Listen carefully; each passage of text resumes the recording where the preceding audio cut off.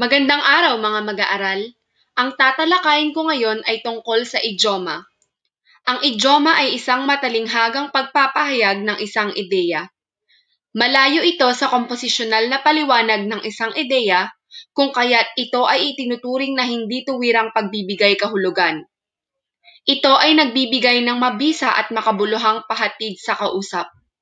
Ang mga halimbawa ng idioma. Una, basa ang papel.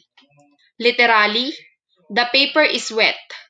Figuratively, no longer trusted. Halimbawa ng pangungusap. Hindi makahiram ng pera si Cindy sa mga kaibigan sapagkat basa na ang kanyang papel sa mga ito. Pangalawa, basang sisiw. Literally, wet cheek. Figuratively, lacking in liveliness. Halimbawa ng pangungusap. Naging basang sisiw si Luis nang maalis sa trabaho. Pangatlo, hawak sa tainga. Literally, hold by the ear. Figuratively, to control or dominate. Halimbawa ng pangungusap. Hawak sa tainga ng pinuno ng pangkat ang kanyang mga tauhan. Sana'y may natutunan kayo. Ako si May Everly Gamayo, gurong mag-aaral.